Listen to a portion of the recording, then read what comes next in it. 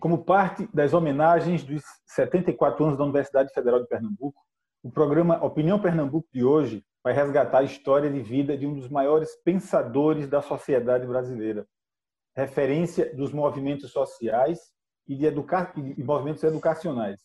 Ele também foi, no Congresso Nacional, maior disseminador da visão constitucional de que educação é dever do Estado e direito de todos.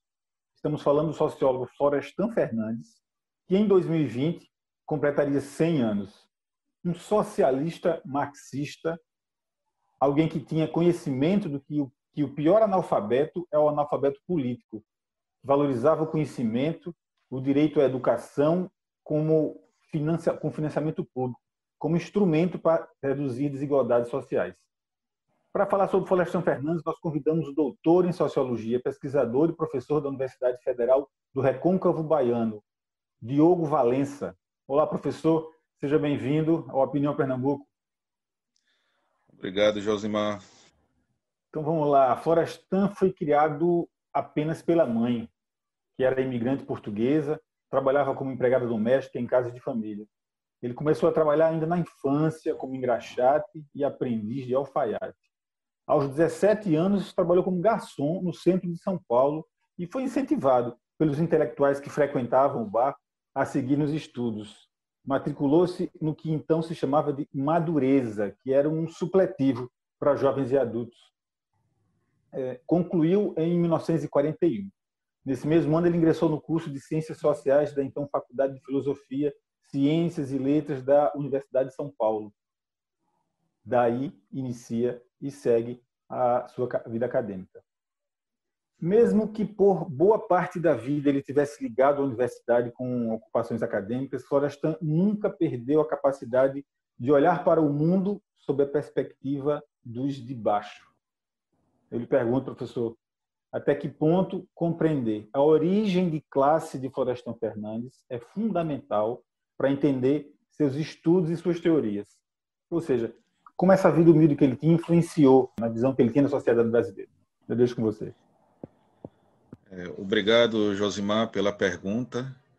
Essa é uma questão que sempre se coloca quando estudamos a trajetória de Florestan Fernandes. E eu acredito que a origem social de Florestan Fernandes é fundamental para compreender o seu pensamento e as suas ideias. Em meados da década de 70, ele escreve um ensaio autobiográfico chamado Em Busca de uma Sociologia Crítica e Militante. E nesse texto ele aponta a sua origem, como ele costumava dizer, lumpenproletária, ou seja, ele se considerava inclusive abaixo do proletário. Então a origem dele humilde foi fundamental para entender as escolhas dos temas de pesquisa de Florestan Fernandes, por exemplo, o preconceito de cor e da discriminação racial, né, os termos usados naquela época, no estudo sobre relações raciais, na pesquisa da Unesco, no início da década de 50. Um dos métodos utilizados por ele e por Roger Bastide foram as mesas redondas frequentadas e discutidas pelos intelectuais negros, antigos ex-militantes da extinta Frente Negra Brasileira, que foi o primeiro grande movimento urbano de massas da questão negra no Brasil. Ao mesmo tempo, a visão política do Florestan Fernandes tem uma relação profunda com a sua origem humilde, de criança que aos 6 anos de idade teve que trabalhar para sobreviver. Ele dizia que a sua aprendizagem como sociólogo se inicia aos 6 anos, quando ele teve que ganhar a vida como um adulto. Então, inclusive, a própria militância do Florestan Fernandes na questão educacional tinha a ver com a sua origem humilde, porque uma das suas lutas, como ele participou na campanha em defesa da escola pública, em início da década de 60, era a universalização e a democratização do ensino, que é uma bandeira de luta até hoje atual. Então, eu acho que é fundamental a origem humilde do Florestan Fernandes para explicar os seus posicionamentos e a sua visão do Brasil, a sua visão como sociólogo. Vamos retomar essa história, essa parte da integração do negro na sociedade de classes, né? Depois da Segunda Guerra Mundial, a Unesco, a Organização das Nações Unidas para a Educação, Ciência e Cultura, propôs elaborar uma agenda antirracista. Ela propôs uma agenda antirracista e resolveu investigar essa questão do racismo no Brasil. No livro A Integração do Negro na Sociedade de Classes, tese defendida em 64 na USP, Florestan faz um estudo sobre as relações raciais na cidade de São Paulo, que inclusive teve entre os seus assistentes de pesquisa o então estudante de sociologia da USP, o presidente Fernando Henrique Cardoso. Mas a visão que a Unesco tinha do Brasil era de que as relações raciais se davam de forma harmônica. Me corrija se eu estiver errado, professor. Florestan questionava fortemente esse mito, o mito da democracia racial. Aí eu pergunto, de que maneira essa negação do conflito racial cumpre uma função extremamente conservadora e perversa na sociedade brasileira, né? Como se o problema não existisse? O Florestan Fernandes e o Roger Bastide foram acusados pelas elites conservadoras de estarem introduzindo no Brasil um problema que não existia, que era a questão racial. A pesquisa da Unesco ela vai ser realizada no início da década de 50 e havia muito a influência de um livro de um sociólogo norte-americano chamado Donald Pearson, que estudou as relações raciais aqui na Bahia, que dizia que o Brasil era uma sociedade sem preconceito racial, né? Então, essa foi uma tese bastante disseminada na época, e a Unesco queria um exemplo de uma convivência harmônica, né, entre as classes sociais. E o Brasil foi escolhido como esse laboratório. Então, as pesquisas foram realizadas não apenas em São Paulo, mas teve ramificações em Pernambuco, na Bahia.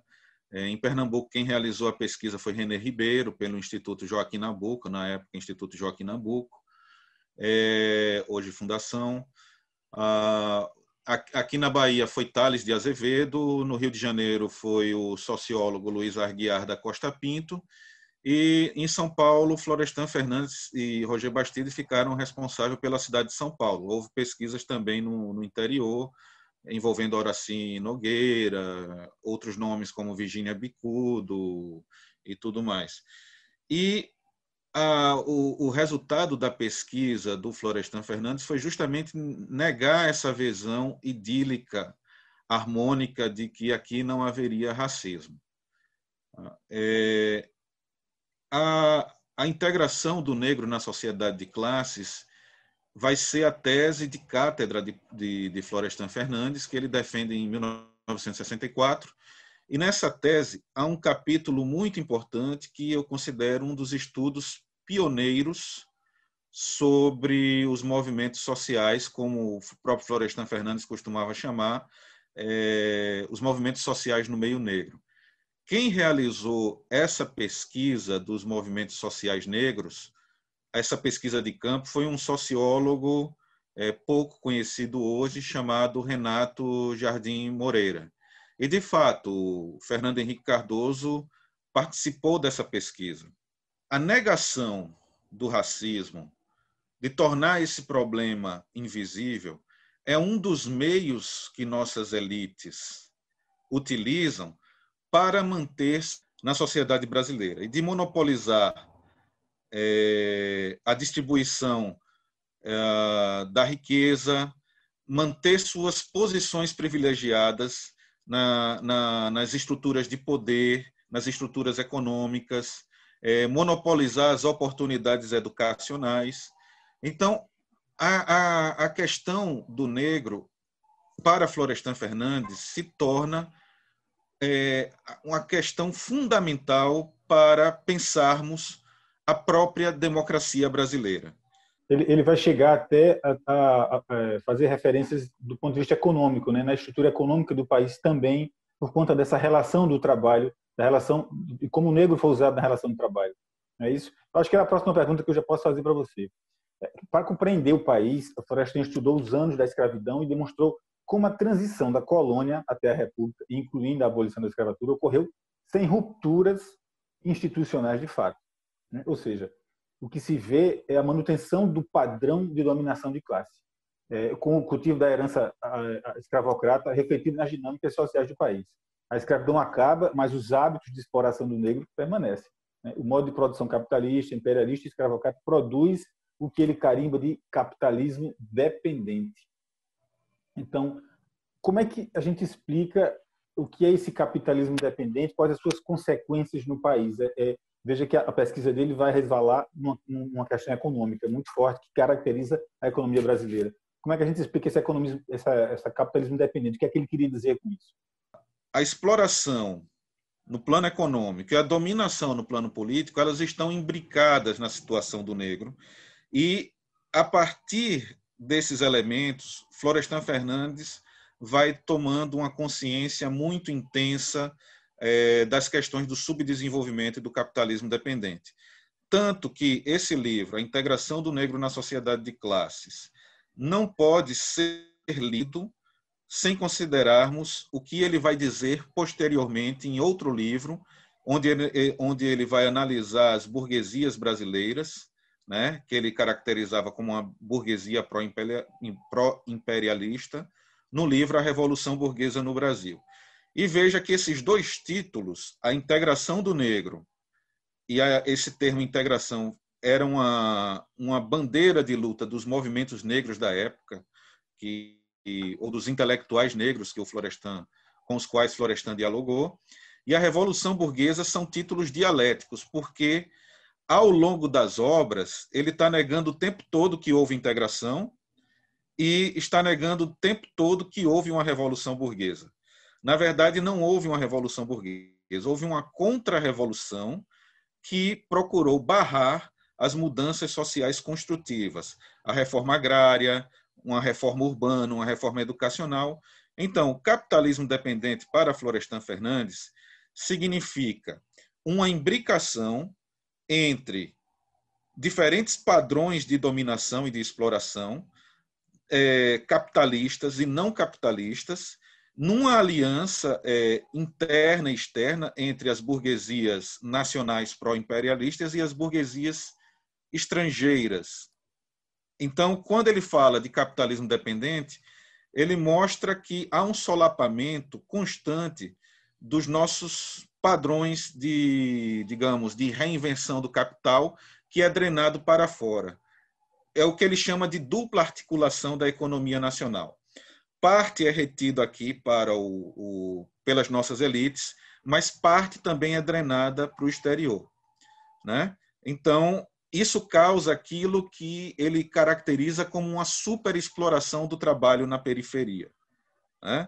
E para isso é necessário um Estado, um padrão de dominação que ele vai definir como autocrático, um padrão autocrático burguês de dominação capitalista, que em 64 vai se expressar por meio de uma ditadura. Mas ele coloca também esse padrão autocrático como um elemento mais geral da política brasileira, ora na democracia restrita, ora na demagogia populista, né, das classes burguesas, e podemos pensar também em termos do momento político atual, né, essa noção de autocracia burguesa. Ok, o Opinião Pernambuco faz uma pausa rápida, mas voltamos daqui a pouco falando do sociólogo Florestan Fernandes. Até já.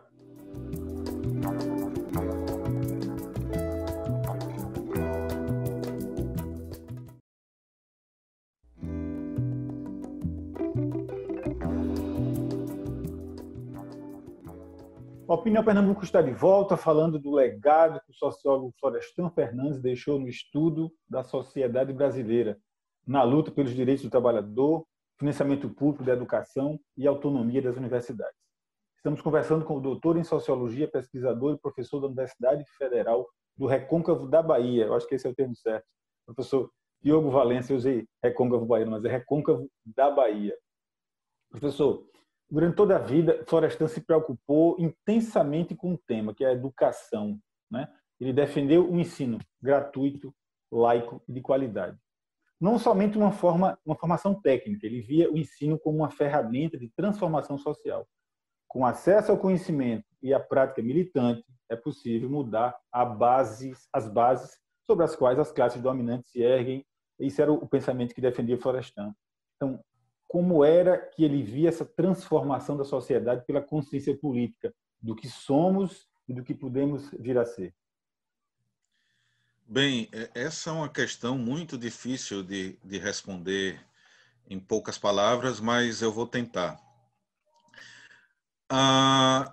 O primeiro aspecto que eu gostaria de chamar a atenção é que em todos os estudos sociológicos de Florestan Fernandes, seja no estudo da sociedade tupinambá, por exemplo, você vai encontrar a dimensão educacional.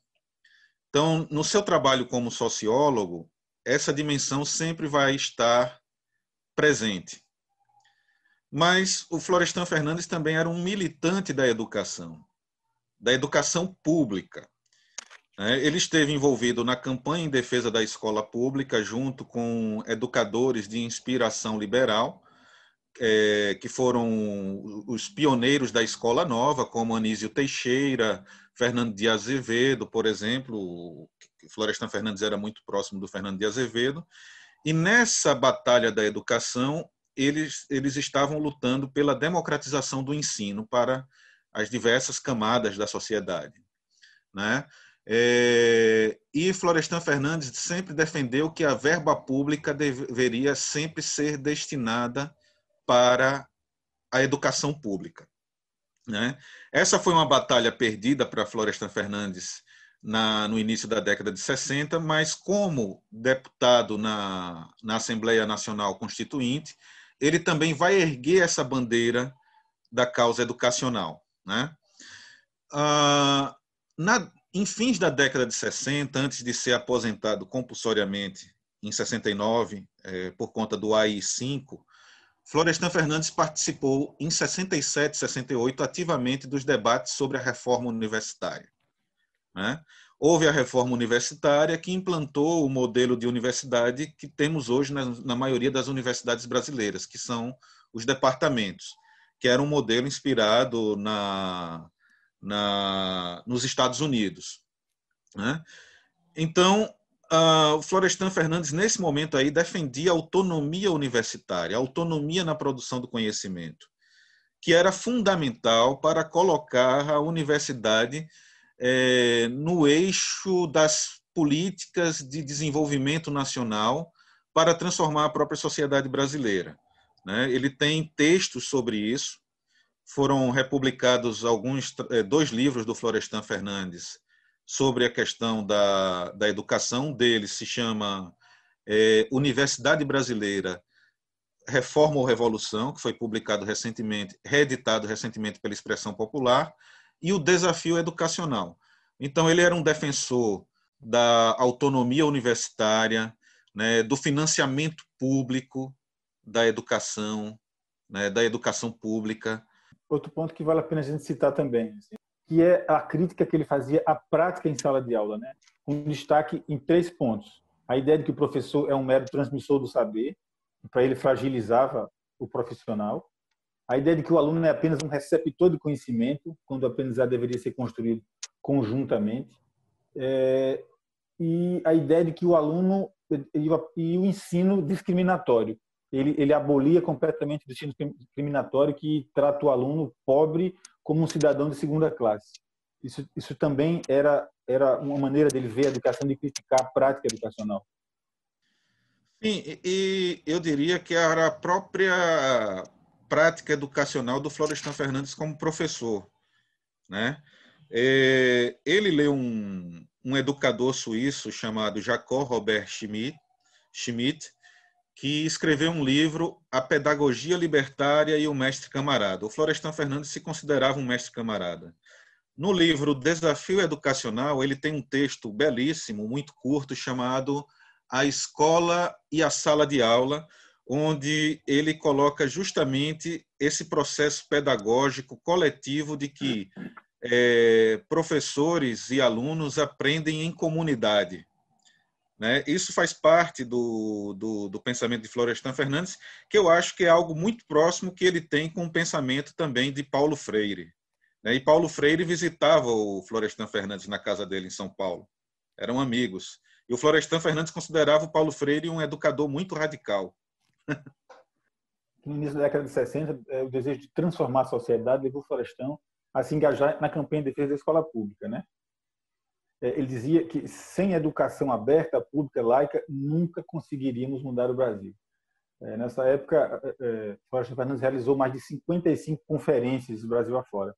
O movimento foi parcialmente bem sucedido, eu acho que parte disso já explicou, conseguindo importantes alterações na lei, mas não obtendo, como eles queriam, os estudantes, o fim do financiamento público ao ensino privado.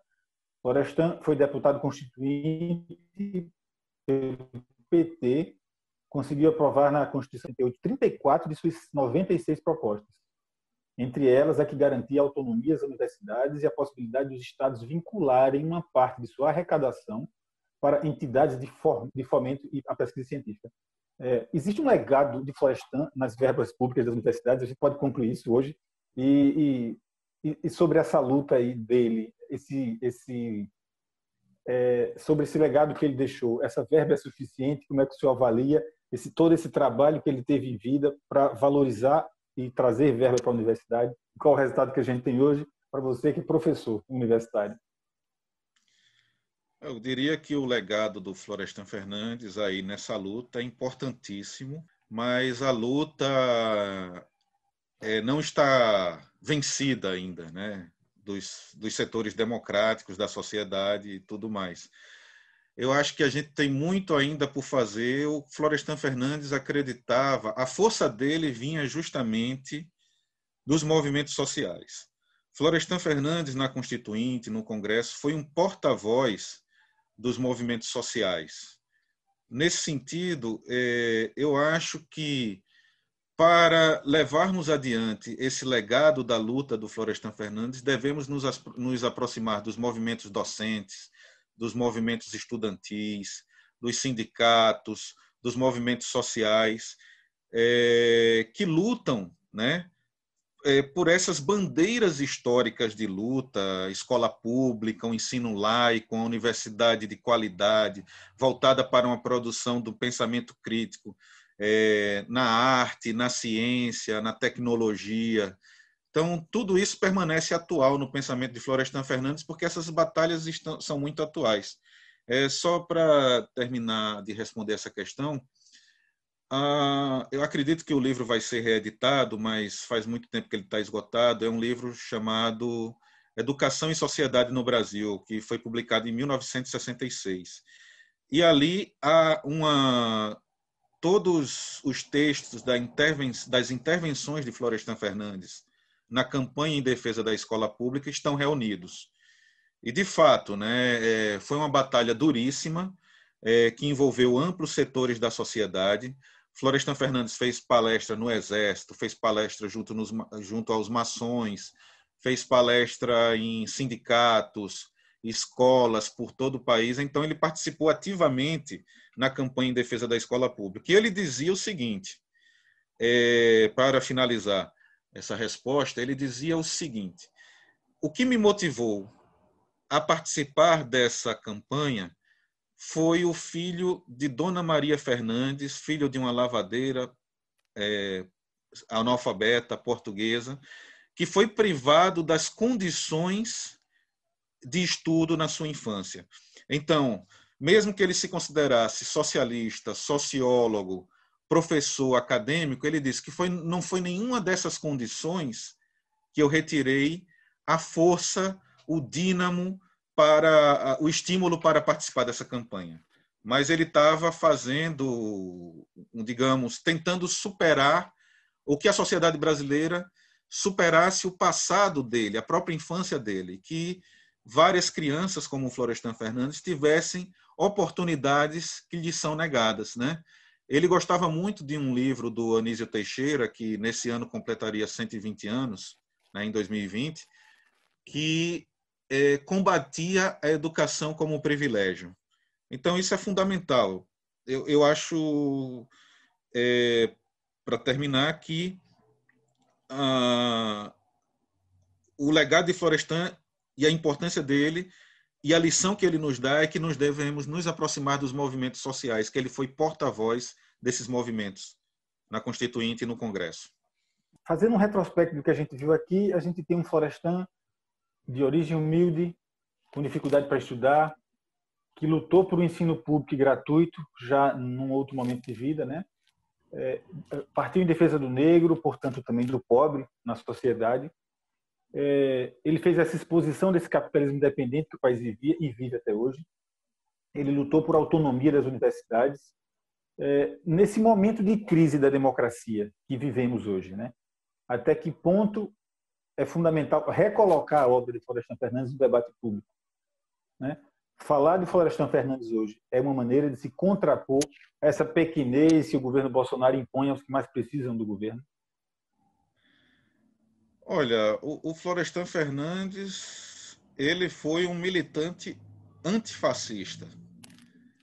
Então, Florestan Fernandes, assim como outros grandes pensadores brasileiros, pensadoras e pensadores brasileiros, são fundamentais e nos servem de inspiração. Agora, eu acredito que o exemplo de Florestan Fernandes faz com que nós, sociólogos, cientistas sociais, tenhamos que assumir a mesma postura que ele assumia diante da realidade. Realizar nossos estudos, nos aproximar dos movimentos sociais e transformar o conhecimento que nós somos capazes de produzir em arma de luta pela democracia, né? Pelo combate da democracia.